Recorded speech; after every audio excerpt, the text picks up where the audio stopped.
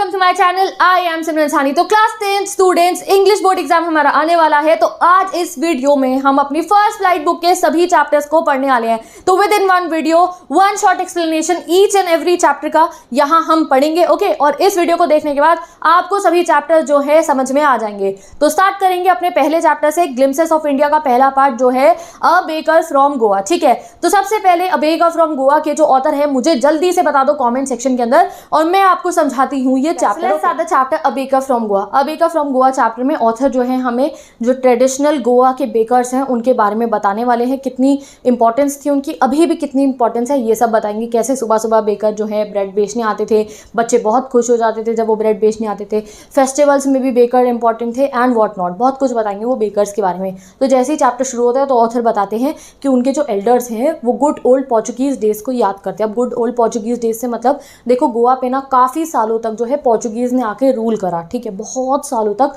Portuguese ने गोवा पे rule करा, और जब गोवा पे उन्होंने रूल करा तो गोवा के कल्चर में ना पोर्चुगीज़ इन्फ्लुएंस देखी गई। और उसमें से सबसे ज़्यादा आप कह सकते हो फेमस चीज़ पता है क्या थी? जो पोर्चुगीज़ की फेमस लोव्स ऑफ ब्रेड थी। पोर्चुगीज़ के एक लोफ ऑफ ब्रेड होते थे, आप देख सकते हो ये है लोव्स ऑफ ब्रेड, ये बहुत खाई जाती थी। अब गाइस पोर्चुगीज़ लोग तो चले गए वहाँ से, बट अभी भी गोवा में जो है ये वाली जो ब्रेड है ये खाई जाती है। बहुत सारे बेकर्स हैं गोवा में जो अभी भी ये जो फेमस लोव्स ऑफ ब्रेड है उन्हें बनाते हैं। तो पोर्चुगीज़ लोग तो चले गए, बट अभी भी ये ब्रेड जो है गोवा में खाई जाती है। मिक्सर्स हैं अभी भी ब्रेड के, मिक्सर यानी कि जो आटा मिक्स करते होंगे ना ब्रेड के लिए, मोल्डर्स हैं, और फर्नेसेस। यहाँ लिखा है बुक में एज ओल्ड फर्नेस, यानी कि बहुत पुराने ज़माने से जो फर्नेस थे ना, भट्टियाँ जिनमें ब्रेड बनाई जाती है, वो अभी भी जो है गोवा में है। और अभी भी गोवा में जो बेकर्स हैं वो कहीं जगहों पे सुनाई देते हैं। सुबह सुबह वो जो है ब्रेड बेचने जाते हैं। और सुनाई क्यों देते हैं? क्योंकि जब बेकर ब्रेड बेचने जाते हैं तो वो अपने साथ एक बैम्बू लेके जाते हैं, उसमें से आवाज़ आती है एक झंग झंग वाली। तो गाइस पोर्चुगीज़ लोग तो चले गए, बट वो जो फेमस लोव्स ऑफ ब्रेड है जो पोर्चुगीज़ लोग खाया करते थे वो अभी भी गोवा में बनती हैं। और जो है ना, पता है कौन बनाता है? वो ऑथर ने बताया कि पहले ज़माने में तो उनके फादर्स कंटिन्यू करते थे इस बिज़नेस को, बेकरी वाले बिज़नेस को। अब आगे की जो जनरेशन है, बच्चे हो गए, उन्होंने इस बिज़नेस को कंटिन्यू करा। और अभी भी गोवा के काफ़ी सारे इलाकों में सुबह सुबह बेकर जो हैं ब्रेड बेचने के लिए जाते हैं। अब गोवा में जो बेकर्स हैं पता है उन्हें क्या बोला जाता है? पैडर बोला जाता है, PADER, पैडर बोला जाता है, याद रखना। यहाँ तक आपको समझ में आ गया? अब आगे ऑथर हमें अपने बचपन में लेके जाते हैं कि जब वो छोटे थे तब बेकर उनके घर के बाहर आते थे एंड ऑल द सिनेरियो। तो वो बताते हैं कि बेकर ना जब मैं छोटा था तो 2 बार आते थे। एक बार सुबह आते थे भरी हुई बास्केट लेके, एक बार वापसी पे शाम को आते थे जब बास्केट खाली हो जाती थी। ठीक है, और जब बेकर आता था तो वो जो है ना अपनी म्यूजिकल एंट्री के साथ आता। म्यूजिकल कैसे? क्योंकि उनके हाथ में एक बैम्बू होता था, एक सर पे बास्केट होती थी, और झंग झंग आवाज़ करते हुए हमारा बेकर आता था। ठीक है, अब जैसे ही बेकर आता था ऑथर बताते हैं कि बच्चे ना बड़े एक्साइटेड हो जाते थे बेकर की आवाज़ सुन के। क्यों? क्योंकि फेमस लोग सब ब्रेड खाने के लिए जो वो ब्रेड बेचने आ रहे थे। नहीं, ऑथर कहते हैं कि हमें वो ब्रेड में इतना इंटरेस्ट नहीं था, हमें एक और चीज़ में इंटरेस्ट था। वो क्या थी? बेकर अपने साथ ना एक गोल बैंगल वाली ब्रेड लाते थे, वो मीठी होती थी। तो वो कहते हैं हमें लोफ में इंटरेस्ट नहीं था, हमें तो वो मीठी वाली ब्रेड में इंटरेस्ट होता था, और हम भाग के बाहर जाते थे मीठी वाली ब्रेड खाने। तो समझ गए आप? सुबह सुबह बेकर आते थे। अब जैसे ही बेकर आते थे बच्चे बाहर आते थे, तो बेकर ना पहले बच्चों को ब्रेड नहीं देते थे। सबसे पहले ब्रेड पता है किसे दी जाती थी? जो मेड सर्वेंट होती थी घर की, जिनको पास्काइन और बास्ताइन लिखा गया है बुक में, उनको जो है पहले बेकर गुड मॉर्निंग बोलते थे और उनको वो ब्रेड देते थे। और जितनी देर वो बेकर जो है उन पास्ताइन बास्काइन को ब्रेड दे रहे होते थे, बच्चे बड़े एक्साइटेड होते थे। बेकर क्या करते थे? बास्केट को ऐसे बैम्बू रखा, बास्केट को बैम्बू के ऊपर रखा, और उनको जो है वो जो मेड आई हैं ब्रेड लेने के लिए उन्हें ब्रेड दे रहे होते थे, बट बच्चों से रुका नहीं जाता था। बच्चे ना ऐसे झांक रहे होते थे बेकर की बास्केट में। ऑथर कहते हैं अभी भी अगर मैं याद करता हूँ ना तो वो खुशबू मुझे याद आ जाती है। जब हम ऑथर की वो बेकर की बास्केट में झांका करते थे, वो वाली खुशबू मुझे अभी भी याद आ जाती है। तो आप देख सकते हो वो बेकर्स को कितना ज़्यादा याद कर रहे हैं कि उन्हें वो खुशबू भी याद आ रही है उनके ब्रेड्स की। तो वो कहते हैं बेकर हमें थोड़ा थोड़ा डांट भी दे देते थे, माइल्ड रिब्यूक लिखा है। वो कहते हैं बेकर हमें डांट भी देते थे जब हम ऐसे उसकी बास्केट में झाँकते थे, बट हम फिर भी नहीं मानते थे। हम क्या करते थे? रेलिंग पे चढ़ जाते थे, बेंच पे चढ़ जाते थे और बेकर की बास्केट में झांकते रहते थे। अब वो आगे बताते हैं कि जब उन्हें वो स्वीट वाली ब्रेड, वो जो गोल वाली ब्रेड थी, मिल जाती थी तो वो बिना ब्रश करे ही ना उस ब्रेड को खा जाते थे। कहते कौन इतनी देर लगाएगा कि मैंगो की लीफ से ब्रश बनाएंगे फिर ब्रश करेंगे उसको? नहीं, हम तो जल्दी से ब्रेड खा लेते थे। कौन सा टाइगर खाना खाने से पहले ब्रश करता है? और हम जल्दी से वो ब्रेड खाते थे, और ब्रेड ना चाय के साथ, हॉट टी के साथ। तो ये कॉम्बिनेशन याद रखना, ब्रेड हॉट टी के साथ वो खाते थे। तो वो कहते हैं जब वो चाय हम पीते थे तो वो सब क्लीन कर देती थी। तो यहाँ आपको बेकर जब बचपन में आते थे ये पता चल गया। अब आगे वो ना बेकर की इंपॉर्टेंस बताते हैं फेस्टिवल्स में, त्योहारों में भी बेकर की बहुत इंपॉर्टेंस थी। जैसे कि जब शादियाँ होती थी तो शादी के टाइम पे एक स्पेशल ब्रेड बनती थी जिसका नाम है BOL, बोल, और वो मीठी ब्रेड होती थी। तो ये आप याद रखो, शादी में कौन सी ब्रेड थी? मीठी ब्रेड, बोल, ठीक है। दूसरा वो बताते हैं, जब बेटी की एंगेजमेंट होती थी, डॉटर की एंगेजमेंट होती थी, तो लेडी ऑफ द हाउस क्या करती थी, यानी कि जो मदर हो गई, वो क्या बनाती थी? स्पेशल सैंडविचेस बनाती थी। तो सैंडविच के लिए ब्रेड भी बेकर देते होंगे गाइस। आगे वो बताते हैं हमारे को कि जो केक एंड बोलेनाज है वो बाकी फेस्टिवल्स पे खाए जाते थे, केक और बोलेनाज। तो ये तीनों फेस्टिवल्स की ब्रेड्स आप याद रखना। आगे वो जो है बेकर की ड्रेस का डिस्क्रिप्शन देते हैं हमारे को कि बहुत पहले ट्रेडिशनली ना वो बताते हैं कि बेकर एक लॉन्ग फ्रॉक पहनते थे, ठीक है। वो लॉन्ग फ्रॉक होती थी घुटनों तक की, उसको बोला जाता था कबाई, ठीक है। लॉन्ग फ्रॉक होती थी घुटनों तक की। बट ऑथर के बचपन में जो है हमारे बेकर क्या पहन के आते थे? जो बेकर हैं वो एक शर्ट पहनते थे, और जैसे मैंने फोटो यहाँ लगा दिया, वो एक शर्ट पहनते थे और एक ट्राउज़र पहनते थे। और वो ट्राउज़र बड़ी अलग होती थी, पता है कैसी होती थी? वो shorter than the long ones होती थी, यानी कि जीन्स से थोड़ी शॉर्ट, और जो हमारी जो शॉर्ट्स होती है longer than the half ones, जो हमारी निकर होती है उससे थोड़ी लंबी, तो वो क्या होती है? कैप्री होती है गाइस। कैप्रीज पता है आपको? वो हमारे घुटनों से तो थोड़ी नीचे होती है बट एंकल से ऊपर होती है। तो वो कैप्री टाइप के ही ट्राउज़र जो है हमारे ऑथर जो है बताते हैं कि बेकर्स पहनते थे। तो आप लोगों को तो समझ में आ गया होगा। तो बेकर ने बताया कि आज के ज़माने में भी अगर गोवा में कोई ऐसे कैप्री वाली जो ट्राउज़र है वो पहनता है तो उसे कहते हैं कि अरे देखो पैडर आ गया है, यानी कि बेकर आ गया है। ऑथर ने हमें बेकिंग एज अ प्रोफेशन के बारे में बताया, कैसा प्रोफेशन था ये। तो ऑथर बताते हैं कि बेकर ना महीने के आखिरी में अपना हिसाब करता था, ठीक है। तो वो बताते हैं कि जो हिसाब होता था बेकर का, वो कहीं पे भी दीवार पे एक पेंसिल से लिख दिया जाता था। जैसे हमारे घर में भी दूध का हो गया या बाकी किसी चीज़ का हिसाब हम कैलेंडर पे कर लेते हैं, वैसे ही ऑथर बताते हैं हमारे ज़माने में जो हिसाब होता था बेकर का, वो किसी दीवार पे पेंसिल से लिख दिया जाता था। महीने के आखिरी में वो आके अपने पैसे ले जाते थे। और आगे बताते कि ये बेकर का प्रोफेशन ना काफ़ी प्रॉफिटेबल था, और जो यानी कि काफ़ी अच्छा खासा पैसा कमा लेते थे बेकर्स। और कहते हैं कि इसका प्रूफ पता है क्या है? कि आप किसी भी बेकर को अगर देखोगे तो वो बहुत ज़्यादा खुश होते हैं, बेकर्स भी खुश होते हैं, उनकी फैमिली भी खुश होती है, उनके सर्वेंट्स भी खुश होते हैं। तो ये शो कर रहा है कि उनकी अच्छी लाइवलीहुड है, वो प्रॉस्परस है, वो अच्छा पैसा कमा लेते हैं, वो खुश रहते हैं। और वो दूसरी बात कहते हैं कि बेकर्स का प्रॉफिटेबल प्रोफेशन पता है क्यों था? बेकर्स अच्छा कैसे कमाते थे वो उसका एग्जाम्पल देते हैं। अगर आप किसी भी बेकर को देखोगे इसी होते थे, तो कहते हैं वो भी दूसरा प्रूफ है बेकर्स का प्रॉफिटेबल प्रोफेशन होने का। पहला एविडेंस दे दिया उन्होंने बेकर का प्रॉफिटेबल प्रोफेशन होने का कि भाई बेकर का जो फैमिली होती थी बड़ी खुश रहती थी, सर्वेंट तो प्रॉस्परस लगते थे। दूसरा क्या दिया कि जितने भी बेकर्स थे ना वो काफ़ी प्लम्प फिजिक के होते थे, यानी कि मोटे से होते थे। तो वो उन्होंने कहा कि इसलिए बेकर को हम कहते हैं प्रॉफिटेबल प्रोफेशन है। और लास्ट में बताते हैं कि आज के ज़माने में भी अगर कोई बहुत जैक फ्रूट लाइक अपीयरेंस का होता है, यानी कि कोई मोटा सा होता है, तो उसको क्या बोलते हैं? अरे देखो पैडर है ये, ठीक है, यानी कि बेकर से कंपेयर कर दिया जाता है। तो यहाँ हमारा baker from Goa chapter complete हो गया, पूरा समझ में आ गया आपको, इंपॉर्टेंस पता चल गई गोवा में बेकर्स की, अभी भी है। मूव करते हैं अपने नेक्स्ट चैप्टर पे जिसका नाम है कूच। तो अब स्टार्ट करते हैं ग्लिम्पसेस ऑफ इंडिया का पार्ट 2 कूच। इस चैप्टर में ऑथर ने हमें कूच के बारे में बताया। कूच कहाँ पे? कूच मिडवे में लोकेटेड है, किसके? मैसूर के और मैंगलोर के, और ये बहुत ही सुंदर जगह है। इसको कहा जाता है कि ये ड्रिफ्टेड फ्रॉम हेवन है, यानी कि जो हेवन है ना वहाँ से ड्रिफ्ट होके ये अर्थ पे आ गया। इतना सुंदर है हमारा कूच। कूच में बहुत सारे रेन फॉरेस्ट हैं गाइस, और ये कॉफ़ी के लिए और स्पाइसेस की प्लांटेशन के लिए बहुत ज़्यादा फेमस है। और कूच के जो लोग हैं वो बहुत ज़्यादा ब्रेव हैं। आगे चैप्टर में आपको बताऊंगी कि क्यों इतने ब्रेव हैं। ये प्रूफ्स भी है हमारे पास कि कूच के लोग बहुत ब्रेव हैं, बहुत प्रिटी वुमेन है, और बहुत ही सुंदर है हमारा कूच। अब जो ये कूच है गाइस, अगर आप यहाँ जाएंगे तो यहाँ बहुत सारी कॉफ़ी प्लांटेशन होती है, बहुत सारी स्पाइस प्लांटेशन होती है, यानी कि मसाले यहाँ पे प्लांटेशन होती है। और कूच में अभी भी ब्रिटिशर्स के ज़माने के बड़े बड़े बंगलोज़ हैं, कॉलोनियल बंगलोज़ हैं। आगे उनके कॉफ़ी प्लांटेशन है, पीछे बड़े बड़े बंगलोज़ हैं। और जैसे कि कूच में बहुत सारे फॉरेस्ट हैंगे, तो वो बंगलोज़ ना ढके हुए हैं सारे के सारे। ऐसा लगता है कि जैसे आपने देखा बहुत सारे पेड़ की कैनोपीज़ बन जाती है, तो पीछे ऐसे जो बंगलोज़ हैं ना वो ढके हुए लगते हैं ट्री की कैनोपीज़ से। और कूच में बहुत सारे फॉरेस्ट हैं, रेन फॉरेस्ट एरिया में आता है ये, तो यहाँ बहुत ज़्यादा बारिश होती है। तो ऑथर ने हमें ये भी बता दिया कि टूरिस्ट के लिए सबसे सही समय क्या है। कूच जाने का सबसे सही समय है सितंबर टू मार्च। तो अगर आप टूरिस्ट और आपको कूच जाना है तो सितंबर से मार्च बहुत सही समय है, क्योंकि बाकी समय जो है बहुत ज़्यादा बारिश होती है हमारे कूच में। कूच का वेदर भी बहुत अच्छा रहता है। अब जो है गाइस हमारा जो कूच है इसको एक और नाम से बुलाया जाता है, वो क्या है? कोदागू, KODAGU, कोदागू। एंड यहाँ पे जो रहने वाले लोग हैं हम उन्हें कोदावूस कह देते हैं। तो समझ गए आप, कूच का दूसरा नाम क्या है? कोदागू। तो कोदागू में रहने वाले कौन? कोदावूस, KODAVUS। अब ये जो कूच में लोग रहते हैं उनके बारे में हमें बताया है ऑथर ने। कूच के जो लोग हैं यानी कि कोदावूस है, ऐसा कहा जाता है कि उनके 2 डिसेंडेंट्स हो सकते हैं, यानी कि इनके पूर्वज यानी कि इनके एंसेस्टर्स जो हैं ये किनके डिसेंडेंट्स है? 2 हैं। या तो ये ग्रीक डिसेंडेंट हो सकते हैं या ये ये अरब डिसेंडेंट हो सकते हैं। अब कैसे, दोनों आपको बताती हूँ। तो पहली थ्योरी तो ये है कि शायद जो कोदावूज हैं वो ग्रीक के होंगे। क्यों? क्योंकि जो पुराने ज़माने में अलेक्जेंडर द ग्रेट जब वो इंडिया आए थे तो उनकी जो आर्मी थी उसका एक टुकड़ा वो वापस नहीं जा पाई थी। अलेक्जेंडर ग्रेट की एक आर्मी का, जो ग्रीक लोग थे, उनकी आर्मी का एक टुकड़ा वापस नहीं जा पाया था, तो वो यहाँ नीचे कूर्ज में जाके सेटल हो गए थे।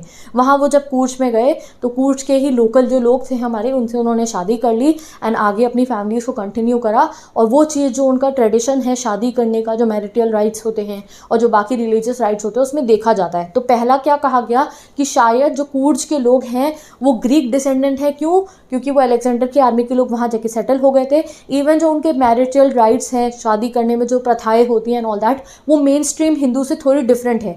तो ऐसा कहा जाता है। पहली थ्योरी क्या है कि शायद ये ग्रीक डिसेंडेंट हो। दूसरी थ्योरी क्या है कि शायद जो हमारे कूर्ज के लोग हैं वो अरेबिक हों।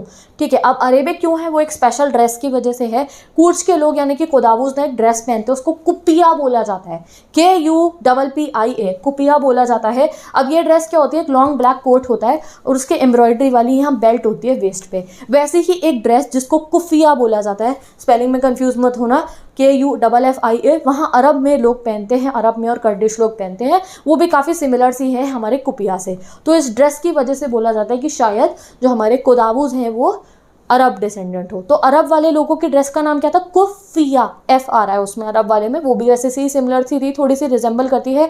और जो हमारे कूर्जी लोग जो ड्रेस पहनते हैं वो ब्लैक कलर का, जिसमें ब्लैक जो यहाँ वेस्ट है यहाँ पे, उसका नाम क्या है? कुपिया। तो कोदावूज वाली में P आ रहा है और अरब वाले में F आ रहा है, याद रखना। तो इस ड्रेस के रिजेंबलेंस की वजह से कह दिया जाता है कि शायद जो कोदावूज हैं वो कौन है?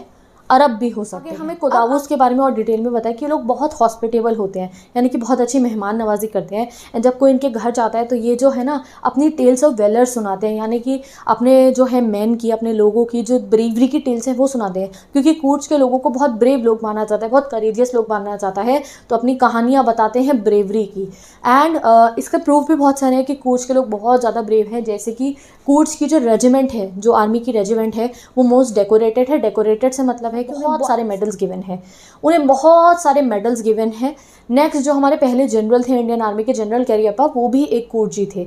नेक्स्ट जो है कूर्ज के लोग गाइस इतने ब्रेव हैं एंड इतने ज़्यादा ट्रस्टवर्दी हैं कि इन्हें बिना परमिशन के फायर आर्म भी अपने पास रखना जो है वो अलाउड। तो यहाँ पे हमें किसके बारे में पता चला? कूर्ज के लोगों की ब्रेवरी के बारे में।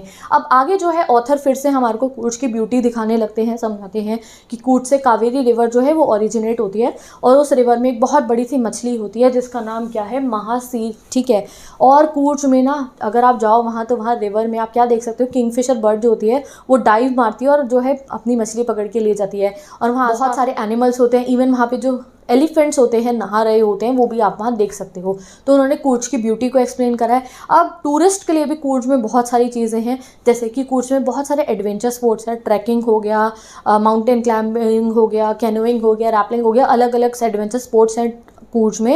एंड कूर्ज में ट्रैकिंग ट्रेल्स बनी हुई है जहाँ आप नेचर में जो है अच्छे तरीके से ट्रैक कर सकते हो। कूर्ज के बाकी एनिमल्स के बारे में भी ऑथर ने हमें बताया कि कूर्ज के जितने भी ट्रीज़ हैं वहाँ पे अलग अलग टाइप के, आप कह सकते हो, लंगूर्स बैठे होते हैं, मलाबार स्क्विरल्स बैठी होती हैं, स्लेंडर रोलेस बैठे होते हैं और पूरे के पूरे फॉरेस्ट को बहुत ध्यान से देख रहे होते हैं।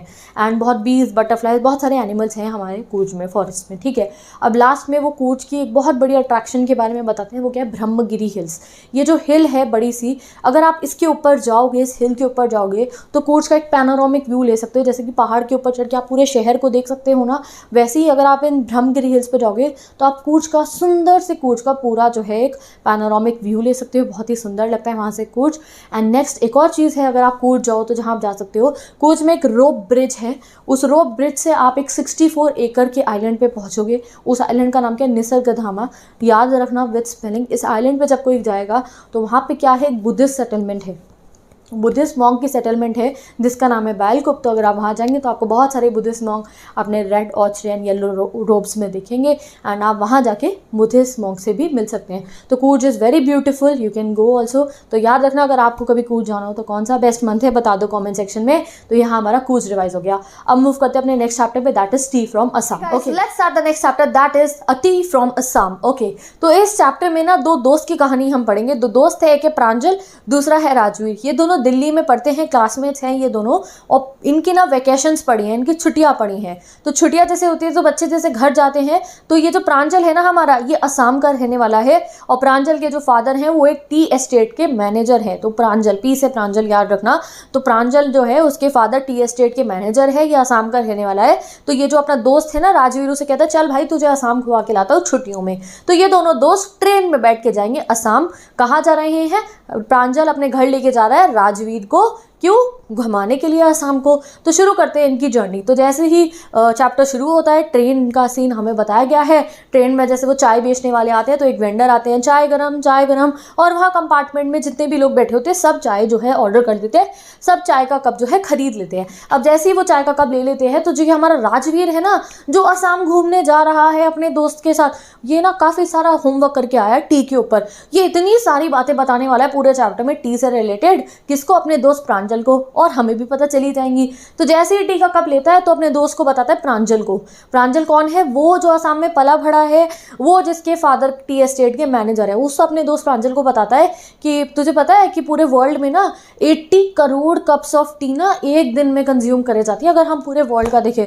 तो प्रांजल बड़ा है ना, तो कहता है अच्छा मुझे तो पता ही नहीं था, और फिर से अपनी डिटेक्टिव वाली नॉवल जो है ना पढ़ना शुरू कर देता है। तो प्रांजल डिटेक्टिव वाली नॉवल पढ़ा, और ये जो हमारा दोस्त राजवीर है ना, दूसरा दोस्त राजवीर जो घूमने जा रहा है, वो भी बहुत बड़ा फ़ैन है डिटेक्टिव नॉवल का। बट आज वो डिटेक्टिव नॉवल नहीं पढ़ा था। पता है क्यों नहीं पढ़ा था? क्योंकि राजवीर को आज डिटेक्टिव नॉवल से ज़्यादा इंटरेस्टिंग लग रही थी बाहर खिड़की से जो मैग्निफिसेंट व्यू था ना असम का, वो देखता है कि जैसे वो फील्ड होती है ना, जैसे आपने समुद्र देखा है, ब्लू कलर का पानी देखता है, वैसे ही वहाँ असम जाते हुए रास्ते में सी बुशेज ऐसी लग रही थी कि पूरा ग्रीन कलर का समुद्र हो। पीछे उनकी पहाड़ियाँ थी, छोटे छोटे पौधे थे, उनके पीछे पेड़ लगे हुए थे उन्हें शेड देने के लिए। वहाँ कोने में एक चिमनी थी जिसमें से धुआं निकल रहा था। मैग्निफिसेंट व्यू था। वो टी प्लकर्स थे, पता है कैसे लग रहे थे? जैसे छोटी छोटी डॉलर, क्योंकि ट्रेन से दूर से वो फील्ड दिख रही थी। तो चाय पत्ती जो प्लक कर रहे थे वो ऐसे लग रहे थे छोटे छोटे डॉल्स हों, पीछे बास्केट है और वो उससे प्लक करके डाल रहे हैं। बहुत मैग्निफिसेंट व्यू था, उसको एंजॉय कर रहा था राजवीर, और एकदम से अपने दोस्त को बोलता है ओह अ टी गार्डन, देखो टी गार्डन आ गया। तो भाई राजवीर तो पहली बार असम जा रहा है, तो वो तो ये ब्यूटीफुल जगह देख के बहुत एक्साइटेड है। वहीं हमारा प्रांजल जो वहीं पे रहता है, वो यूज्ड टू है इतनी ब्यूटी से, तो वो इतना एक्साइटेड नहीं था। तो जैसे ही राजवीर अपने दोस्त को कहता है प्रांजल, अरे देख वो आ गया टी गार्डन। तो प्रांजल कहता है अरे अभी तो बहुत सारे टी गार्डन आएंगे, असम वर्ल्ड की लार्जेस्ट कॉन्सेंट्रेशन है, टी गार्डन बहुत सारे हैं हमारे यहाँ पे, इतने सारे आएंगे, तुम बहुत सारे देखते रहोगे। तो फिर अब जो है राजवीर अब ये अपनी ना पूरी नॉलेज बताने पे स्टार्ट हो जाएगा। राजवीर कहते हैं तुम्हें पता है कभी ना अभी तक किसी को एक्चुअली नहीं पता टी डिस्कवर किसने करी है। लेजेंड्स बहुत सारे हैं टी से रिलेटेड, बट एक्चुअली नहीं पता। तो जैसे ही लेजेंड बहुत पता चलता है, तो ये प्रांजल जो अभी तक डिटेक्टिव नॉवल पढ़ रहा था ना, कहता है अच्छा भाई बताइए कौन कौन से लेजेंड्स हैं, क्या बातें हैं टी के बारे में। तो वो 2 लेजेंड्स बताता है रिलेटेड टू द, ये कह सकते हैं हम, ओरिजिनेशन ऑफ टी। तो 2 लेजेंड कौन से? पहला एक चाइनीज़ लेजेंड है, दूसरा एक इंडियन लेजेंड है। तो चाइनीज़ लेजेंड ये है कि एक बार ना एक चाइनीज़ एम्परर थे, वो ना हमेशा पानी को ना बॉईल करके पीते थे, और एक दिन उस बॉईल वाले पानी में, जो वो बॉईल करके पानी पीते थे, उसमें कुछ पत्तियां गिर गई, और जब उन्होंने वो पत्तियों वाला पानी पिया, बॉईल हो गई वो पत्तियों का पानी, तो उन्हें वो बहुत डिलीशियस लगा। और तब से जो है वो पत्तियां किसकी थी? वो चाय की पत्ती थी, और तब से जो है क्या हुआ, चाय को पीना स्टार्ट हो गया। तो पहला चाइनीज़ एम्परर है, एक चाइना के एम्परर थे, वो पानी उबाल के पीते थे। एक दिन उस पानी में कुछ पत्तियां गिर जाती है, उस पानी में बड़ा अच्छा फ्लेवर डिलीशियस आ जाता है, और वो पत्ती कौन सी थी? चाय की पत्ती थी। अब पहला लेजेंड जैसे ही बताया तो प्रांजल को इंटरेस्ट आ जाता है। अभी तक तो डिटेक्टिव नॉवल पढ़ रहा था, बट जैसे उसे ये लेजेंड पता चलता है, जल्दी से अपने दोस्त को कहता है अच्छा दूसरा वाला तो बताओ, दूसरा लेजेंड कौन सा है। तो अब वो दूसरा लेजेंड बताता है। दूसरा लेजेंड इंडियन लेजेंड है। एक बुद्धिस्ट आप कह सकते हो एस्केटिक थे, एंशिएंट बुद्धिस्ट मॉन्क थे। उन्होंने क्या करा, अपनी जो आईलेट्स थी ना उनको कट कर दिया, आँख की जो पलकें थी उनको कट कर दिया नींद ना आने के लिए। तो उन्होंने अपनी उन आँख की पलकों को जो है कट कर दिया, जिससे कि उन्हें जो मेडिटेशन करते हुए स्लीपी फील ना हो। और उनकी जो वो पलकें थी ना, उनसे 10 जो है टी के पौधे निकले, यानी कि चाय पत्ती के पौधे निकले, और उन पौधों की जो पत्तियां थी उनको अगर पानी में उबाल के पिया जाता था तो वो स्लीप को बैनिश करता था। समझ गए? तो वो जो बुद्धिस्ट थे उन्होंने क्या करा, अपनी आईलिड्स काट दी, ये जो पलकें होती हैं आँख की, इसे कट कर दिया कि जिससे उन्हें नींद ना आए। उनकी उन आईलिड्स से पौधा निकला, कितने पौधे निकले थे? There were 10 tea plants that grew out of this island. 10 tea plant निकले। उस टी प्लांट की जो पत्तियों को अगर आप उबाल के पियोगे तो वो स्लीप बैनिश कर देंगी, आपको नींद नहीं आएगी। ये हो गया हमारा दूसरा लेजेंड। अभी भी राजवीर के पास बहुत नॉलेज है बताने के लिए। अब आगे वो बताता है कि देखो भैया, ये चाय ना सबसे पहले 2700 BC में ना कहाँ पी जाती थी? चाइना में पी जाती थी। और ये जैसे वर्ड्स है ना, चीनी, चाय, ये भी चाइनीज से ही ओरिजिनेटेड है। और यूरोप में ये कब आई थी चाय? यूरोप में ये चाय पहुंचती है 16 सेंचुरी में, 16 सेंचुरी में। एंड शुरुआती समय में तो यूरोप में भी ये चाय एज अ बेवरेज की जगह नहीं पी जाती थी, एज अ मेडिसिन ज़्यादा पी जाती थी। तो नेक्स्ट नॉलेज पता चल गई आपको, टी ज़्यादा एज अ मेडिसिन कंज्यूम करी जाती थी यूरोप में, बाद में एज अ बेवरेज होने लगी। अब ट्रेन जो है पहुंच जाती है मरीना जंक्शन पे, यानी कि स्टेशन पे पहुंच जाती है। स्टेशन पे जो प्रांजल के पेरेंट्स हैं उन्हें लेने आए होते हैं, वो लगेज अपना गैदर करते हैं, गाड़ी में बैठते हैं और जाने लगते हैं कहाँ? देखीबरी टी एस्टेट। देखीबरी टी एस्टेट कहाँ है? देखीबरी टी एस्टेट किसका है? वो है प्रांजल के फादर, वहाँ पे मैनेज करते हैं उस एस्टेट को, तो वो वहाँ जा रहे होते हैं। ठीक है, अब वो गाड़ी में बैठ के वहाँ जा रहे होते हैं। वो ब्यूटीफुल सीनरी फिर से जो है वो डिस्क्राइब करते हैं। जब वो जा रहे होते हैं देखीबरी टी एस्टेट में, जैसे ही वहाँ एंटर करते हैं ग्रेवल रोड आ जाती है, बीच में एक रोड आ जाती है और इधर और उधर दोनों साइड टी बुशेस के गार्डन है। ठीक है, तो बीच में सड़क है, इधर उधर गार्डन है और वहाँ पे क्या होता है? काम चल रहा होता है। जो टी प्लकर्स हैं उन्होंने एप्रन पहने हैं, प्लास्टिक के पीछे उनके जो है बास्केट लगी हुई है और वो नई नई पत्तियों को जो है हार्वेस्ट करके पीछे अपने बास्केट में कलेक्ट कर होते हैं। अब गाड़ी जा रही है वो ग्रेवल वाली रोड पे, तो तभी जो है प्रांजल के फादर जो है गाड़ी को थोड़ा स्लो करते हैं, क्योंकि बराबर में से ट्रैक्टर निकल के जा रहा था जिनमें बहुत सारी टी लीव्स जो थी लोड हो रखी थी। फादर गाड़ी थोड़ी स्लो कर देते हैं, ट्रैक्टर साइड में से निकल के जाता है। जैसे ही ट्रैक्टर साइड में से जाता है तो हमारा राजवीर जो इतना होमवर्क करके आया था टी के बारे में, एक और बात कहता है अंकल, यानी कि कहता है मिस्टर बरुआ। मिस्टर बरुआ कौन है? प्रांजल के फादर का नाम है। कहता है मिस्टर बरुआ, ये हमारा स्प्राउटिंग पीरियड चल रहा है ना, यानी कि सेकंड फ्लश, इस समय पे ये लास्ट करता है मई से जुलाई तक, और ये जो टी लीव्स होती हैं सबसे बेस्ट क्वालिटी की होती हैं। तो ये सुन के जो है मिस्टर बरुआ, प्रांजल के फादर, बहुत खुश होते हैं, सरप्राइज होके बोलते हैं किसको? राजवीर को। वाह राजवीर बेटा, तुम तो अपना होमवर्क बहुत अच्छे से करके आए हो। होमवर्क से यहाँ मतलब है कि देख सकते हो आप गाइस कि राजवीर वो घूमने अगर आसाम जा रहा था तो वो पहले से नॉलेज लेकर आया था, जिससे कि उसे ज़्यादा अच्छा लगे वहाँ जाके और एक्साइटेड हो वो नई नई बातें जानने के लिए। तो वो खुश होकर उसको कहते हैं बेटा आप अपना होमवर्क करके आए हो? तो राजवीर भी कहता है यस अंकल, मैं होमवर्क तो करके आया हूँ, बट अभी मैं मुझे यहाँ रह के और भी बहुत चीज़ें जाननी है और सीखनी है। और यहीं पे ये चैप्टर कंप्लीट हो जाता है। अब हम मूव करते हैं अपने नेक्स्ट चैप्टर पे, madam rides the bus. Okay guys, so let's continue our next chapter, that is madam rides the bus. जल्दी से मैडम राइड्स द बस के ऑथर मुझे बता दो कमेंट सेक्शन में। तो इस चैप्टर में क्या होता है, एक छोटी सी बच्ची है 8 इयर्स की जिसका नाम है वल्ली, और वल्ली का फेवरेट पास टाइम क्या है? दोपहर में अपने घर के दरवाजे पे खड़ी होकर बाहर सड़क जो होती है ना, बिजी स्ट्रीट, उसको देखना। वल्ली के ना अपनी एज ग्रुप के दोस्त नहीं है, तो जब भी दोपहर में उसकी मदर सो रही होती है तो वो घर के दरवाजे पे खड़ी होकर जो स्ट्रीट होती है ना, अपनी जो सड़क होती है उसको देख रही होती है। और उसका सबसे फेवरेट पास टाइम क्या है? देखो गाइस, कि उसकी जो घर की सड़क है ना, जो घर के सामने वाली सड़क है, वहाँ से ना बस निकल के जाती है। कहाँ? शहर के लिए। तो वो वहाँ खड़े होकर ना उस बस को देखती है, कैसे वहाँ हर बार बस में जो है नए नए पैसेंजर्स बैठते हैं, वापस आती है तो अलग पैसेंजर्स होते हैं। वल्ली को जितना हम बच्चों को गेम्स लगते हैं ना बचपन में खेलने, वल्ली के लिए उतना ही एक्साइटिंग था हर बारी स्ट्रीट को देखना और स्पेशली उस बस को देखना कि कैसे उसमें लोग बैठ के जा रहे हैं और बैठ के आ रहे हैं। एक दिन देखते देखते इस बस को ना उसके मन में एक डिज़ायर आती है, उसके मन में एक इधर जो आप कहते हो ना कि ऐसा मन करता है कि काश मैं भी बस में बैठ के जाती, ऐसा वल्ली का मन करता है कि काश मैं भी एक दिन बस में बैठ के जो है शहर घूम के आऊँ। और धीरे धीरे ये जो उसकी थोड़ी सी डिज़ायर थी ना, ये एक ओवरवेलमिंग डिज़ायर बन जाती है, यानी कि बिल्कुल वल्ली का ना 100% अपने मन में वो बना लेती है कि अब तो भाई मुझे बस में ना एक बार घूम के आना ही है। कहाँ? शहर घूम के आना है। पहले तो छोटी सी विश थी वल्ली के मन में कि मैं बस में घूमने जाऊँगी, क्योंकि वो दिखती थी रोज़ बस को। धीरे धीरे वो विश गाइस एक ओवरवेलमिंग डिज़ायर बन जाती है। ओवरवेलमिंग डिज़ायर, बहुत ज़्यादा उसका मन करता है कि मैं बस में जाऊंगी। और जब भी कोई बस से उतरता था तो उनके फेसेस को देख के ना उसके मन में और होप्स जग जाते थे कि एक दिन मैं भी घूमने जाऊंगी।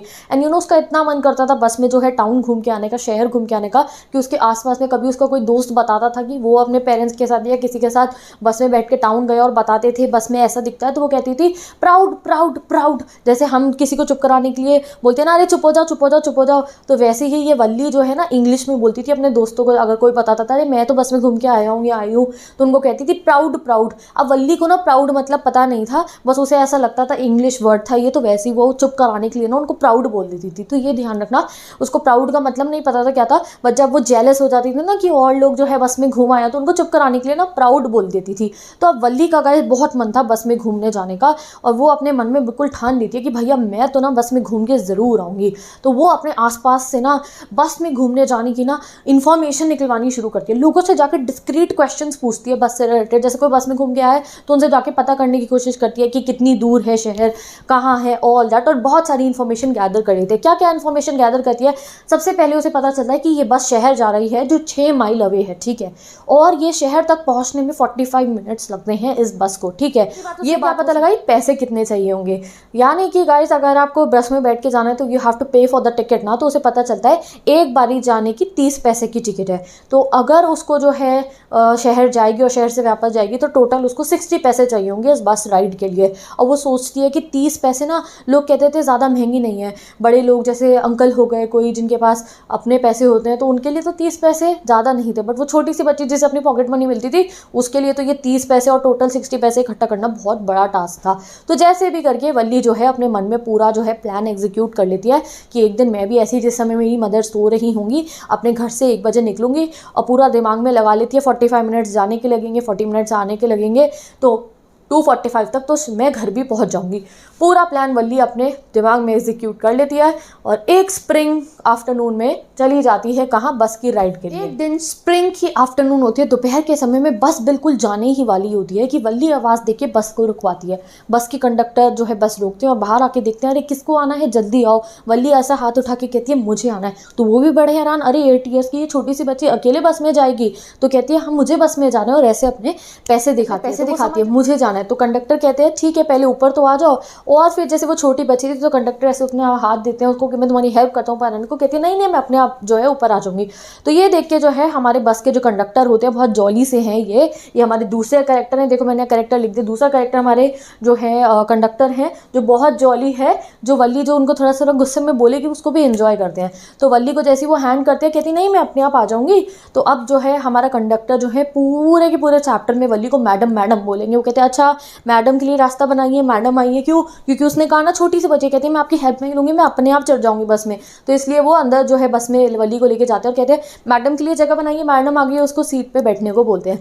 पेंटेड बस होती है बिल्कुल, जैसी वल्ली बस में एंटर करती है इतनी सुंदर उसे बस लगती है, नया नया पेंट हुआ होता है बस पे, और वो जाके एक सीट पे जो है बैठ जाती है। और उस समय पे बस में ज़्यादा लोग नहीं थे क्योंकि दोपहर का समय था, ज़्यादा लोग बस में नहीं थे। वल्ली अपनी सीट पे जाके बैठ जाती है, और जिस सीट पे वो बैठती है गाइस तो जो बराबर में विंडो होती है ना, वहाँ पे जो है विंडो में नीचे की तरफ से ब्लाइंड लगा होता है, यानी कि वहाँ से उसको नहीं दिख रहा होता है। तो वो छोटी थी तो अपनी सीट पे खड़े होकर विंडो का जो ऊपर वाला एरिया जो कवर्ड नहीं था वहाँ से जो है बाहर जो है बस चलने लगती है, सीनरी देख के बड़ी अच्छी अच्छी सीनरी आती है शहर जाते हुए, जो बाहर का वो नज़ारा देख रही होती है। तो पीछे से एक एल्डर की आवाज़ आती है कि अरे बच्ची खड़ी मत हो, बैठ जाओ।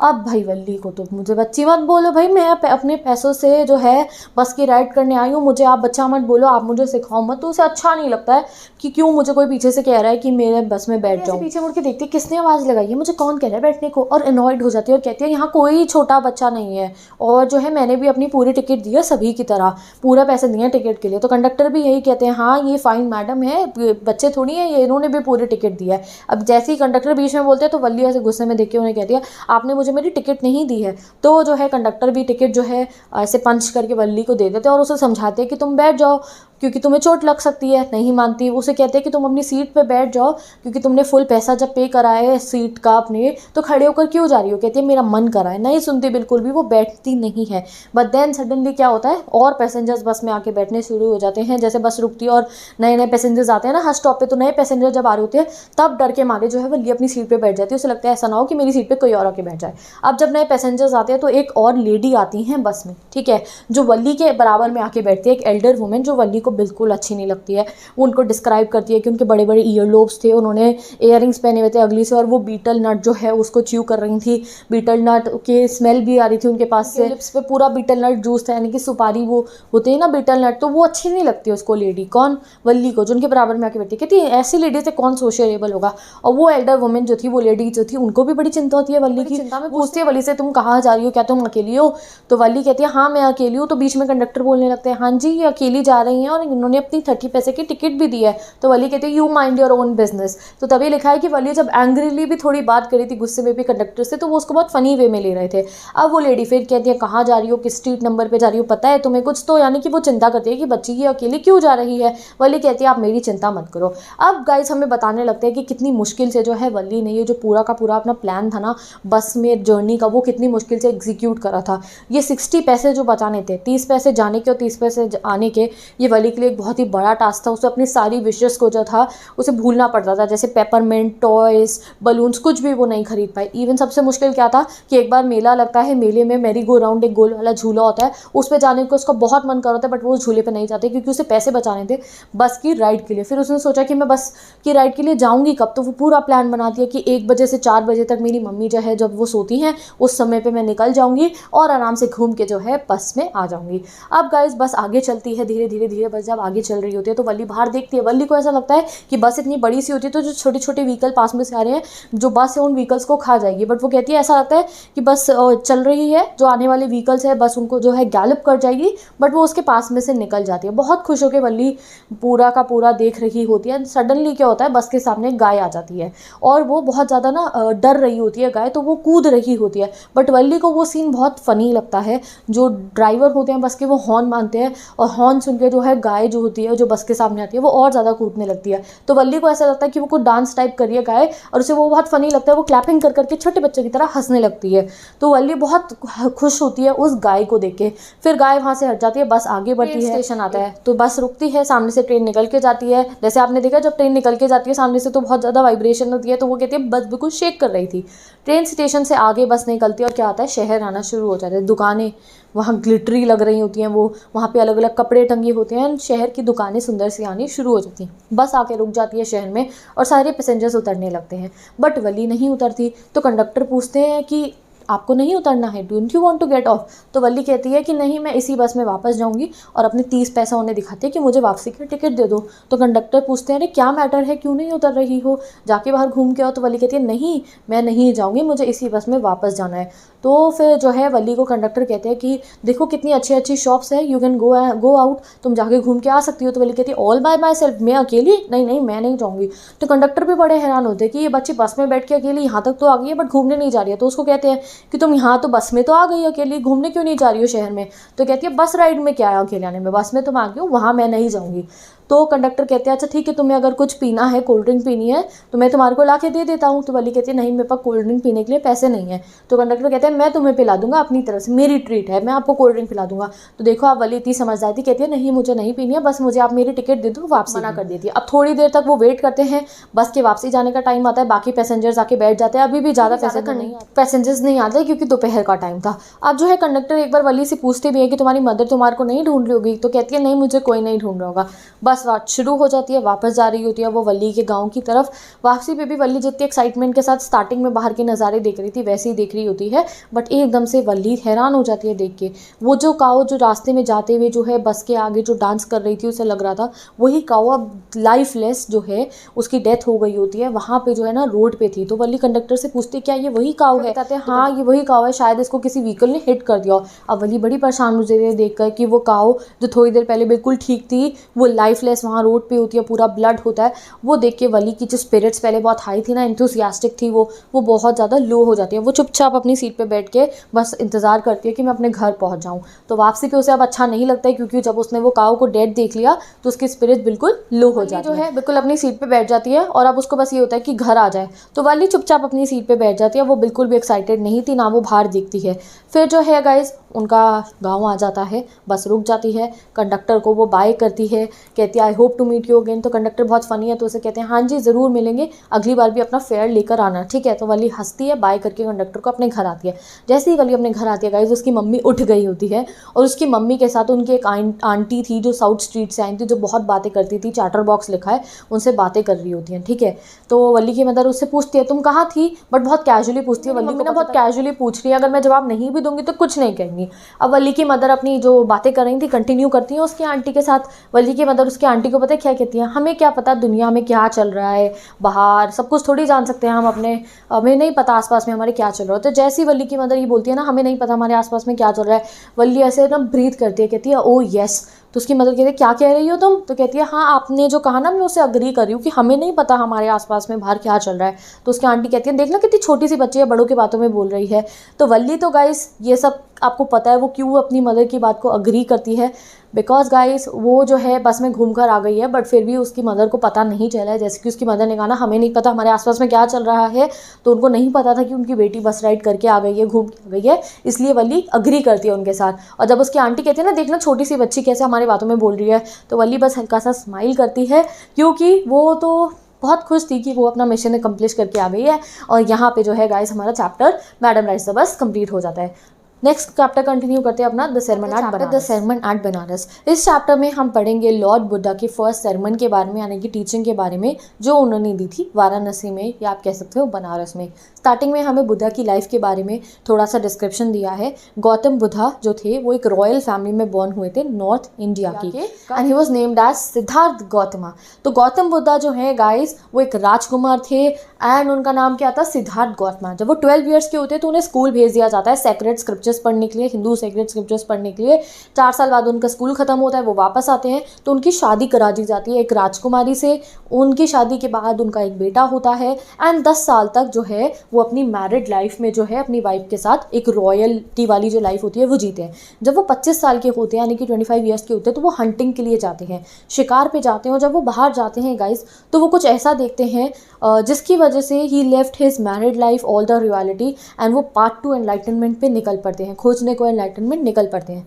क्या होता है गाइस देखो, एक ये बात हमें चैप्टर में नहीं बता रखी है, बट ऐसा है दैट जब गौतम बुद्धा जो है जब पैदा होने वाले थे तो एक भविष्यवाणी की गई थी कि या तो ये एक बहुत बड़े एम्परर बनेंगे पूरे वर्ल्ड के, या ये एक बहुत बड़े इनलाइटेंड इंसान बनेंगे जो पूरे वर्ल्ड को जो है उनकी सफरिंग से एंड करवाएंगे। एक ऐसी एक वो हुई थी भविष्यवाणी की, या तो गौतम बुद्धा एक बहुत बड़े एम्परर बनेंगे, पूरे वर्ल्ड को जो जीत लेंगे, चक्रवर्ती सम्राट बनेंगे आप कह सकते हो, या फिर ये एक बहुत बड़े रिलीजियस आप कह सकते हो मॉन्क बनेंगे जो पूरे दुनिया को जो है समझाएंगे अबाउट एवरीथिंग, जो वो एक्चुअली में बनते हैं। तो ये भविष्यवाणी हुई थी। तो इसलिए जो है गौतम बुद्धा के जो फादर थे उन्होंने उन्हें वर्ल्ड की जितनी भी सफरिंग्स थी ना उनसे बचा के रखा था, उन्हें छुपा के रखा था, उन्हें नहीं दिखाते थे वो। बट पहली बार जब बुद्धा ने जब वो हंटिंग करने के लिए गए 25 ईयर्स की एज में, तो वो सबसे पहले क्या देखते हैं, एक सिक मैन को देखते हैं, यानी कि एक बीमार आदमी को देखते हैं। उसके बाद वो एक ओल्ड मैन को देखते हैं, एक बूढ़े आदमी को देखते हैं। उसके बाद वो एक फ्यूनरल प्रोसेशन देखते हैं। लास्ट में वो एक मॉन्क को देखते हैं जो भिक्षा मांग रहे होते हैं। ये सब साइड्स उन्हें मूव कर देती हैं,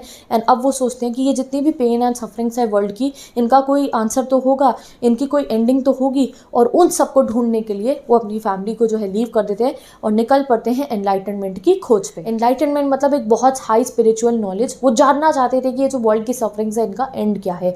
बुद्धा जी जो है 7 ईयर्स तक वॉन्डर करते हैं, 7 सालों तक इधर उधर वॉन्डर करते हैं एनलाइटनमेंट की खोज में। और एक दिन डिसाइड करते हैं, एक पेड़ के नीचे बैठते हैं और कहते हैं जब तक मुझे एनलाइटनमेंट हासिल नहीं होती मैं यहाँ से नहीं उठूंगा। वो उस पेड़ के नीचे बैठते हैं, वो एक पीपल का ट्री था, and with in 7 days guys Buddha को एनलाइटनमेंट हासिल हो जाती है। बुद्धा बिकेम एनलाइटेंड, एंड वो उस ट्री का नाम रख देते हैं बोधि ट्री। ओके, अब गाइस आगे कंटिन्यू करते हैं। नॉलेज भी बोला जाता है, तब से हम बुद्धा को बुद्धा कहने लगे। बुद्धा मतलब क्या होता है गाइस, अवेकेंड, या फिर जो एनलाइटेंड है, जिन्होंने एक हाई स्पिरिचुअल नॉलेज जो है वो गेन कर ली है। और बुद्धा ने अपना फर्स्ट sermon जो है बनारस में टीच करा था, वाराणसी में। एंड गाइस अब उस sermon के बारे में हम डिटेल में पढ़ेंगे। तो मैं पढ़ाती हूँ आपको बुद्धा का फर्स्ट sermon। तो बुद्धा के फर्स्ट sermon में देखो हम पढ़ेंगे कीसा गौतमी के बारे में। कीसा गौतमी जो थी, उनके जो बेटा था उनकी डेथ हो जाती है। कीसा गौतमी के बेटे की डेथ हो जाती है और वो बहुत परेशान और ग्रीफ स्ट्रिकन हो जाती है जब उनके बेटे की डेथ होती है। कीसा बहुत ग्रीफ स्ट्रिकन होती है, उनके ओनली चाइल्ड की डेथ हो जाती है। तो वो ना अपने नेबर्स के पास जाती है, मेरे को कोई मेडिसिन दे दो जिससे मेरा बेटा जिंदा हो जाए। बट बेटा उनका मर चुका था, तो लोग कहते हैं इन्होंने अपनी सेंसेस खो दिए। एक दिन उन्हें एक आदमी कहता है कि देखो मैं तुम्हें मेडिसिन तो नहीं दे सकता हूँ, बट हाँ मैं तुम्हें बता सकता हूँ किसी का नाम जो तुम्हारी हेल्प कर सकते हैं। वो कीसा गौतमी को कहते हैं कि तुम साक्या मुनि द बुद्धा के पास जाओ, शायद वो तुम्हारी हेल्प कर दे। अब कीसा गौतमी बुद्धा जी के पास जाती है और उनको भी कहती है कि प्लीज़ आप मेरे बेटे को ठीक कर दीजिए। तो बुद्धा जी कहते हैं ठीक है, मेरे लिए हैंडफुल ऑफ मस्टर्ड सीड ले आओ। ये सुन के कि बस मस्टर्ड सीड्स लेकर आने, कीसा गौतमी जो है जॉय से भर जाती है कि ठीक है मैं शायद मस्टर्ड सीड लाऊं तो मेरा बेटा जिंदा हो जाए।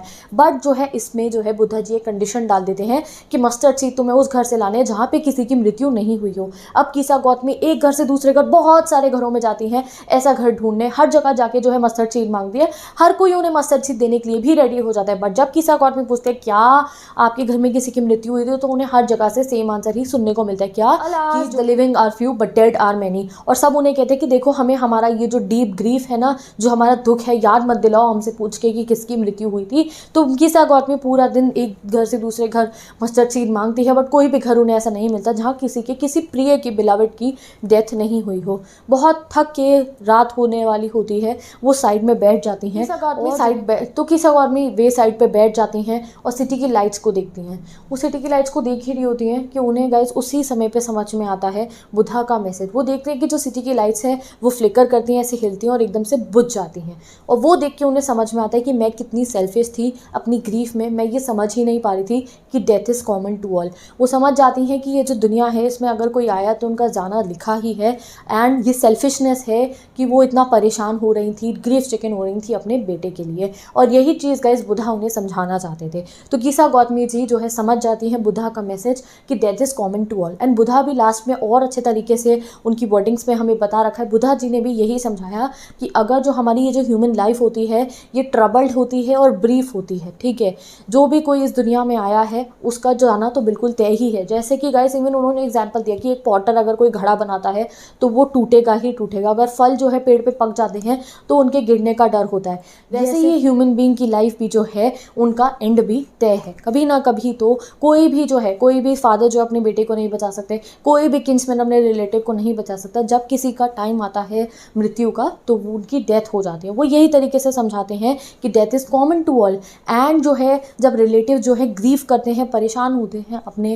आप कह सकते हो किसी की डेथ पे, अपने प्रियजनों की डेथ पे, तो वो कहते हैं हमें ये नहीं करना चाहिए क्योंकि इससे क्या होगा, हमारी सफरिंग बढ़ेगी, पीस ऑफ माइंड नहीं मिलेगा हमारे को, खुद की ही बॉडी सफ़र करेंगे अगर हम किसी की मृत्यु पे जो है परेशान हो रहे हैं, ग्रीफ स्टिकिंग हो रहे हैं। वो कह रहे हैं अगर हमें पीस ऑफ माइंड चाहिए तो हमें ये जो 3 एरोज हैं लैमेंटेशन एंड कंप्लेंट के अपनी लाइफ में से निकालने होंगे, और अगर हमने ये एरोज ग्रीफ के, लैमेंटेशन के अपनी लाइफ से निकाल दिए तो हम पीसफुल लाइफ जिएंगे एंड हमें लगेगा वी आर ब्लेस्ड। तो बेसिकली बुधा जी ने इस लेसन के थ्रू यही मैसेज दिया है that death is common to all, and ये सॉरो से जो है, इस ग्रीफ को जो है, हमें इस एरो को जो है निकालना पड़ेगा, तभी जो है हम पीसफुली जी सकते हैं एंड ब्लेस्ड लाइफ जी सकते हैं। तो this was the message, and Kisa Gautami ji को भी बुधा का मैसेज समझ में आ जाता है। तो with this let's end this video guys, and let's move on to the next chapter. Guys let's start the chapter the proposal now. तो मैं जल्दी से आपको ये चैप्टर पढ़ाती हूँ, एंड जो है सारी main details I try to give you in this chapter.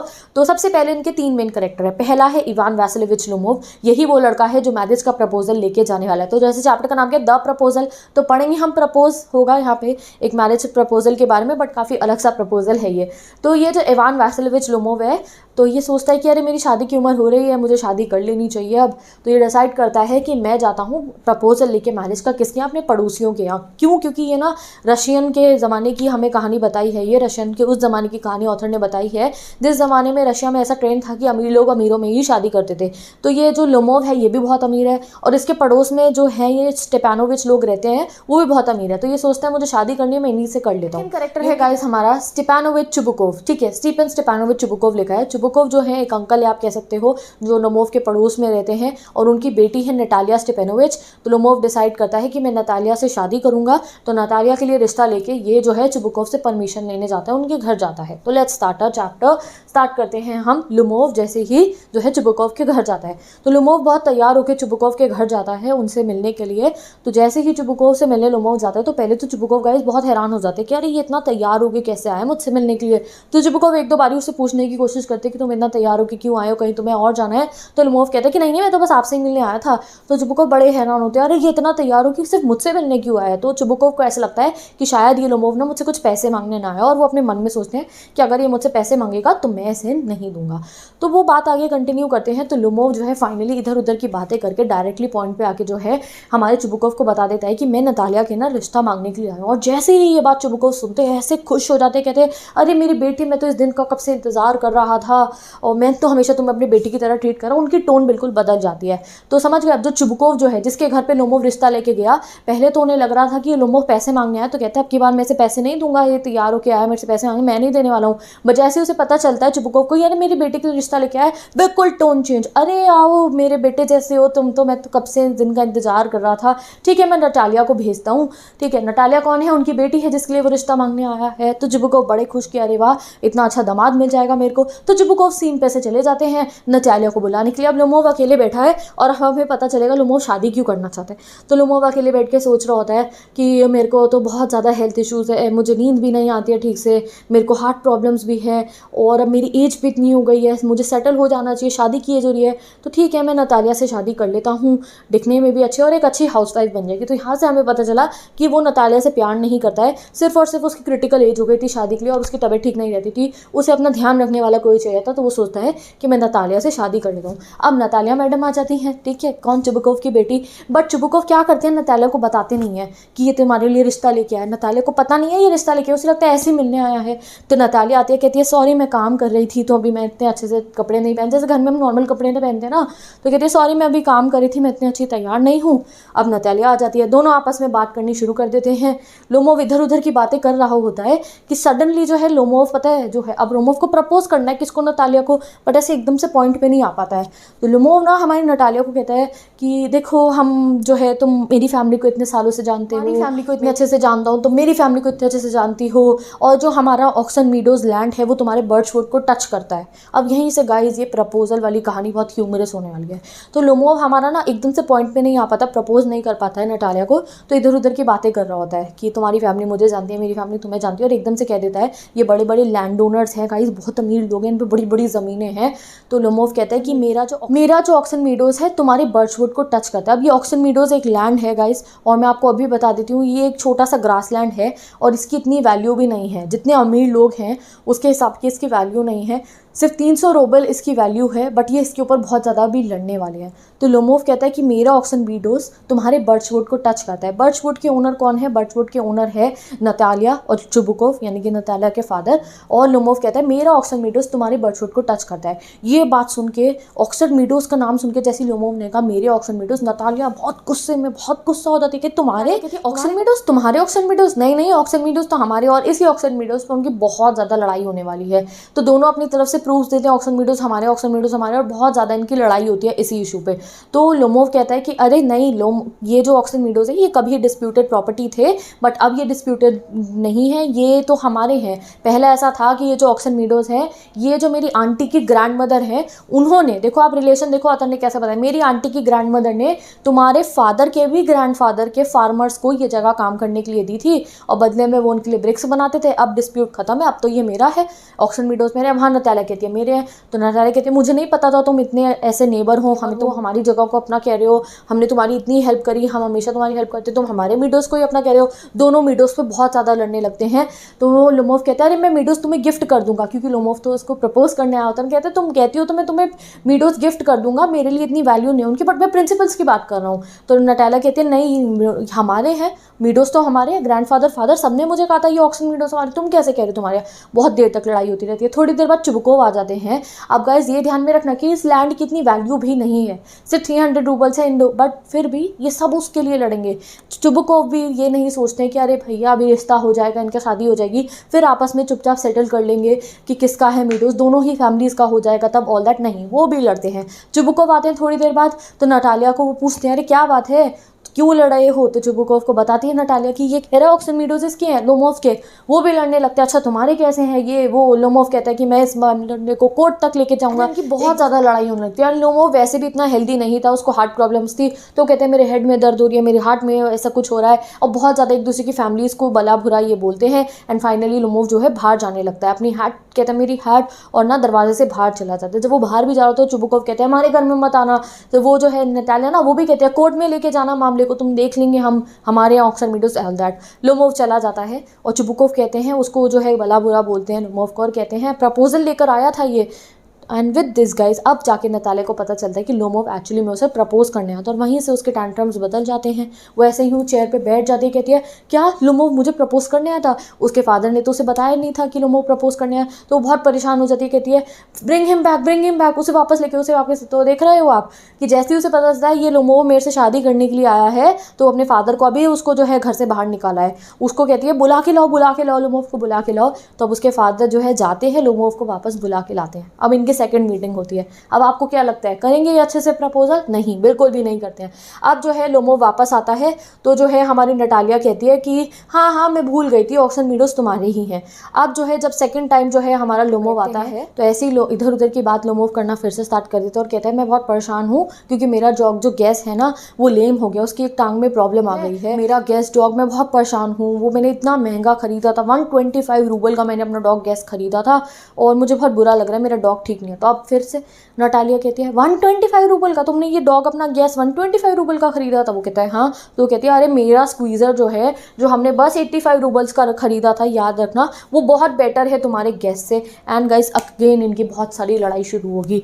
अब जो है गैस से बेटर कह दिया नटालिया ने अपने डॉग स्क्वीज़र को और आपस में ये फिर से लड़ाई होगी इन्हीं डॉग्स के ऊपर। नटालिया कहती है मेरा डॉग स्क्वीज़र बेटर है, लोमोव कहता है मेरा डॉग गैस बेटर है, लोमोव कहते हैं तुम्हारा डॉग ओवरशॉट है, उसके जॉस ठीक नहीं है, नटालिया कहती है तुम्हारा डॉग बेकार है।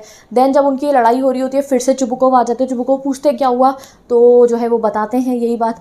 नटालिया कहती है ये कह रहा है इसका जो डॉग है गैस ये हमारे डॉग स्क्वीज़र से ज़्यादा बढ़िया है। फिर जो है चुबुकोव अब की बार भी क्या करते हैं, ये नहीं कहते कि मामले को थोड़ा जो है ठीक करा जाए, लड़ाई ना कर ली जाए डॉग्स की मैटर पे। नहीं, चुबुकोव कहते हैं अच्छा तुम्हारा गैस बेटर नहीं है, मेरा स्क्वीज़र बेटर है। ऑल दैट बहुत हीटेड आर्ग्यूमेंट इनकी हो जाती है। एंड फाइनली अब तो इतनी ज़्यादा आर्ग्यूमेंट हो जाती है, लोमोव वैसे भी इतना आप कह सकते हो हार्ट पेशेंट था, तबीयत उसकी ठीक नहीं रहती थी कि वो बेहोश हो जाता है। जब उन्हें लगता है लोमोव की डेथ हो गई है तो बहुत परेशान हो जाती है नटालिया, ये क्या हो गया, ऑल दैट। चुबुकोव भी कहते हैं ये क्या हो गया। एंड सडनली क्या होता है उन्हें लोमोव को वो पानी पिलाते हैं तो लोमोव थोड़ा सा कॉन्शियस होता है, उसको कहता है मुझे तारे दिख रहे हैं। एंड जैसे चुबुकोव को समझ में आता है ये होश में आ रहा है तो चुबुकोव क्या करते हैं, हैंड लेते हैं, चुबुकोव नटालिया का हैंड लेते हैं, लोमोव को हाथ में रख देते हैं और कहते हैं अरे रिश्ता पक्का हो गया है, किस ईच अदर। लोमोव कहते हैं किसे किस करूँ मैं, क्योंकि वो तो थोड़ा सा बेहोश था। वो कहते हैं नटालिया को किस करो, मैंने शादी पक्की कर दी, मैं तुम्हें ब्लेसिंग दे रही हूँ। यानी कि वो इन लड़ाई के बीच में ही चुबुकोव अब फाइनली उनका रिश्ता पक्का कर देते हैं। फिर वो लोमोव को बैठा देते हैं चेयर पे और अब फिर से हमारी नटालिया मैडम, अब उसको लग रहा है कि अरे अब तो हमारी शादी होने वाली है। वो जाके बोलती है किसको, हमारे लोमोव को, कि एक बार अब तो कह दो ना कि योर गैस इज वर्स, कि तुम्हारा गैस वर्स है। बट लोमोव कहता है नहीं मेरा गैस बेटर है। नटालिया कहती है वर्स है। और यहीं पे जो है चुबुकोव कहता है अरे वाह ये तो बहुत अच्छा तरीका है तुम्हारी मैरिड लाइफ स्टार्ट करने का, तुम आर्ग्यूमेंट से शुरू कर रहे हो। पर्दे गिर जाते हैं एंड चैप्टर एंड हो जाता है। तो चैप्टर बेसिकली गाइज यही था कि विदाउट एनी रीज़न उन्होंने इतनी हीटेड आर्ग्यूमेंट करी, किसी ने भी दिमाग से काम नहीं लिया। पहले ऑक्सन मीडोज पे लड़े, फिर अपने डॉग्स पे लड़े।